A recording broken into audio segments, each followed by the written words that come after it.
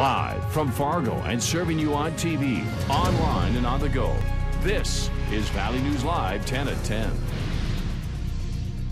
You're looking live at St. Paul, Minnesota, where thousands of people are marching there tonight, the streets after a police officer was acquitted of all charges in connection with the shooting death of a Minnesota man. Protesters held signs, banners, sang and chanted in response to the not guilty verdict in the case of Geronimo Yanez, a former St. Anthony police officer who shot and killed Philando Castile during a traffic stop last July. It was an emotional scene outside the courthouse earlier today as family and friends of Castile walked away visibly hurt and upset. Reporter Dean Reynolds has our story. It's okay for them to kill him. As the jury's acquittal sank in, emotions spilled onto the plaza outside the courthouse in St. Paul. Damn! What is it gonna take?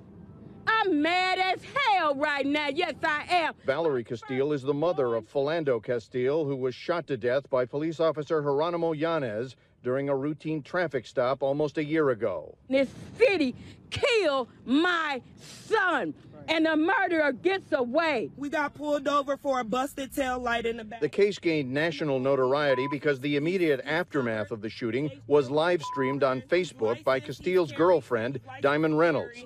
He was trying to get out his ID. That's Yanez screaming at her with his gun still drawn. I told him not to reach for it. I told him to get his hand out.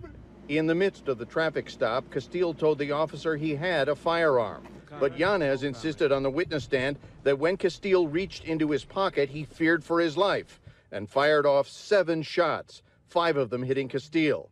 Reynolds said Castile was simply complying with the policeman's request for identification. You told him to get his ID, sir, and his driver's license. John Choi is the Ramsey County prosecutor who charged the policeman with manslaughter. He went beyond what the law requires. He was compliant, he wasn't resisting, and at the end of the day, this was a traffic stop. Unfortunately, the jury didn't see it that way. Yanez will not be returning to active duty. The city of St. Anthony, Minnesota will be offering him a voluntary separation agreement. A 6-year-old boy from North Dakota is dead after drowning in a Utah reservoir. Police say they got a call of a missing child around 4:30 last Saturday afternoon. The boy was last seen playing with other children on the sandy beach area at the Spanish Oaks Reservoir. Emergency crews began to search the area, and someone helping in the search found the child in about 5 feet of water half an hour later. He was taken to a hospital where medical personnel attempted to revive him, but the child had succumbed to the drowning. The boy has not been identified yet. The Cass County Sheriff's Office is warning about scammers, saying they are Sheriff Paul Laney in an attempt to rip people off. Someone's calling from 701-368-4988, claiming to be Sheriff Laney. The caller then says you are in legal trouble, and by sending them money, you can get out of it. Anyone who gets these calls should contact the Red River Regional Dispatch Center at 701-451-7660 to report it. The Sheriff's Department says they will never contact people to send them money. With the Super Bowl coming up early next year, human trafficking issues are on the minds of state officials in Minnesota. MnDOT is launching a new campaign in the coming weeks, placing these posters at rest stops around the state. Officials say travel is often involved in trafficking situations, victims taken from a central location to other areas where they're exploited. Many of the rest areas along Minnesota's major highways are open around the clock. So would you be able to spot a trafficking victim at one of these places? Probably the company they keep, the 2 different people. You know, you see a young 18, 19-year-old pretty girl with a 50-year-old guy. There's probably something wrong there. To be completely honest, I don't think I probably would. Well, I don't really know the signs that well, to be completely honest. So, I mean, I would want to be able to, but I just don't think I know the signs. We have more information posted online. You can click on this story at valleynewslive.com. We put a lot of trust in the people who fix meals at restaurants. However, at one local eatery, maggots were found on a machine that comes in direct contact with the food you're going to eat. Valley News Team's Cornelius Hawker talks to a young man who's claiming that happened at a local pizza joint. Maggots on a dough cutter. It's the reason this Little Caesars on 45th Street in Fargo is closed for maintenance until June 19th, according to a former employee. My little brother, who also works there, called me and said, yeah, they found like maggots in the dough machine. We had to shut down for today, which also we had to shut down for the rest of the week until Monday. Manny Mato says lack of training led to this situation. we were taught was pretty much just like wipe it down. We never got like someone who came in and said, okay, so here's how you do it. It was just you were told like just clean it, but you never really, we just had rags and washer.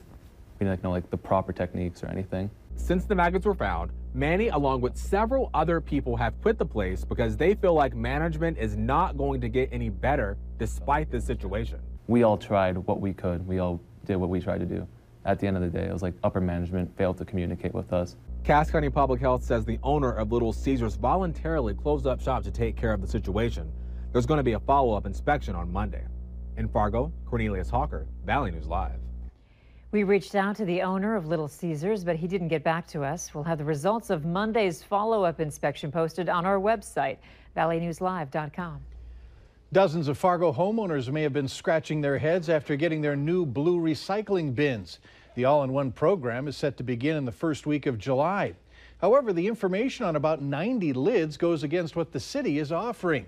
These lids say no glass. They differ from what the vast majority of lids say. A spokesperson for Fargo Solid Waste says the snafu is with the company that makes the blue bins. That company also makes blue bins for Becker County, Minnesota, whose recycling program doesn't accept glass. They mistakenly put some of the Becker County lids on Fargo bins. The city says if you have a bin with the wrong lid and want the right one, get a hold of Fargo Solid Waste at 241-1449, and they'll come out and exchange it. You can also keep the one you have, throw glass in it, and know that yours is a special edition model. Chocolate milk is a popular drink for kids and adults alike, but a new statistic from the Innovation Center of U.S. Dairy on where people think it comes from may surprise you. Valley News Team's Molly Casey has the details and reaction. Chocolate plus milk logically makes chocolate milk. But a recent study found that around 17.3 million Americans think it comes from brown cows. To think that it comes from a brown cow. I actually never heard of that. That's new to me. That does blow my mind. There are over 9 million dairy cows in the United States, but chocolate milk cows are hard to find.